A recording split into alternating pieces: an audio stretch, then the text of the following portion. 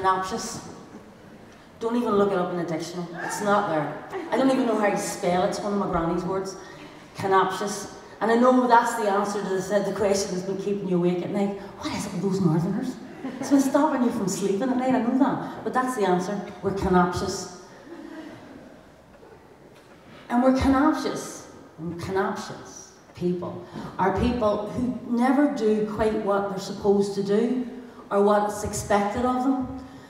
Canopsis person, according to Manali, was somebody who, you know, if you said black, they'd say white. If you said right, they'd say left. If you took down a flag, they'd burn it.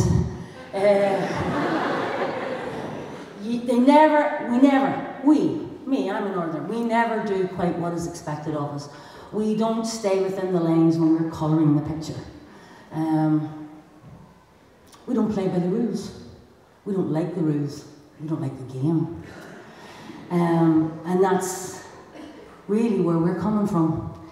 But how did we get to be that way? I suppose one of my earliest memories when I was growing up in the north, and I was 9 when the Troubles broke out, and you know, there were so many euphemisms for what were going on. There was the Troubles, there was the civil strife, there was conflict, there was a little bit of disorder.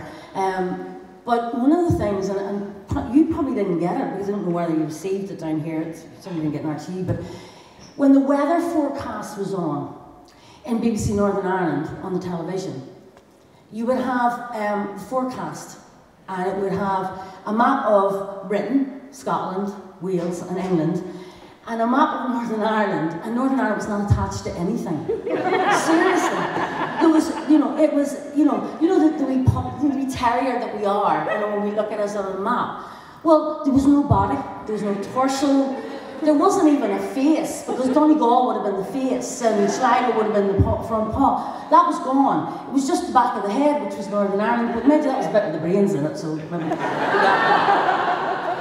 But that, in a way, kind of tells you something about how we were perceived and how we saw ourselves and what it made us feel like, because we were kind of out there, adrift in the Irish Sea, attached to nothing and attached to no one.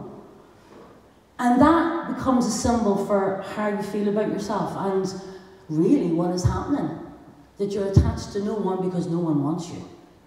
And that sounds like a very simplistic way of explaining where we came from and why we did what we did, but it's true. It's true of how we felt about ourselves.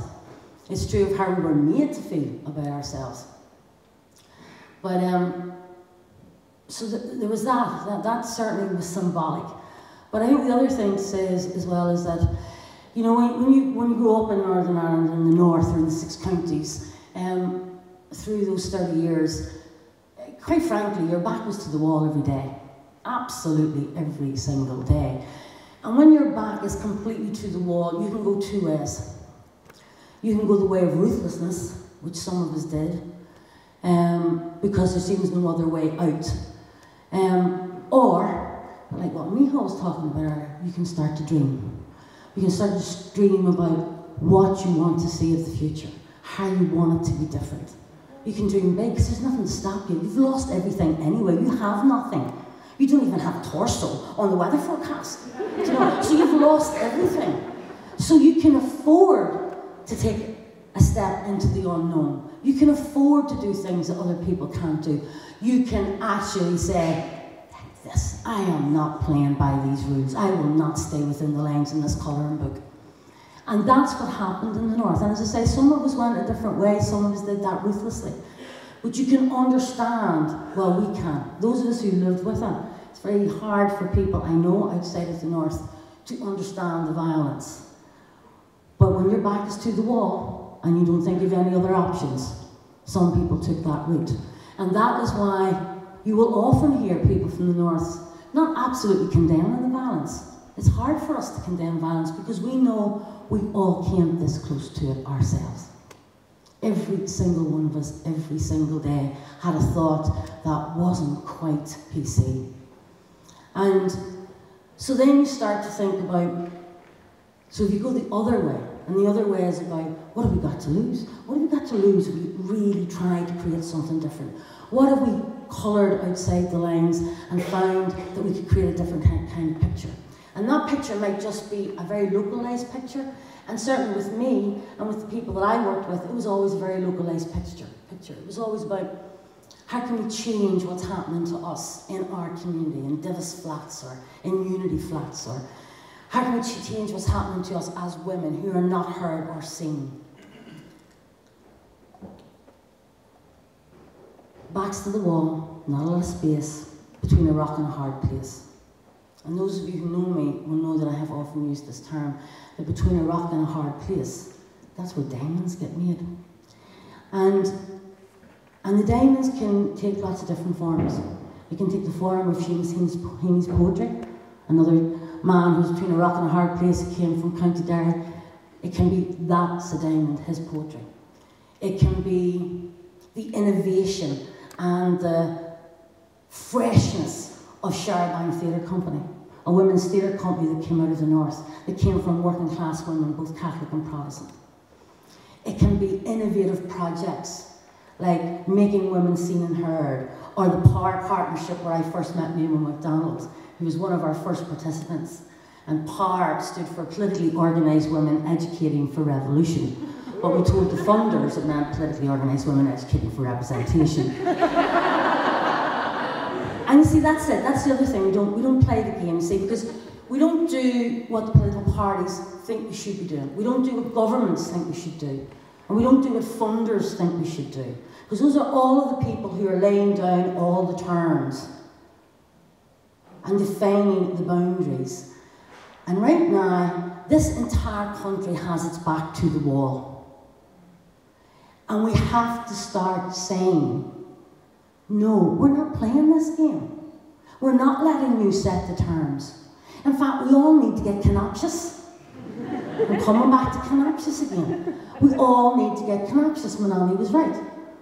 Because when you're canoptious, people have to sit up and listen. People have to sit up and take notice.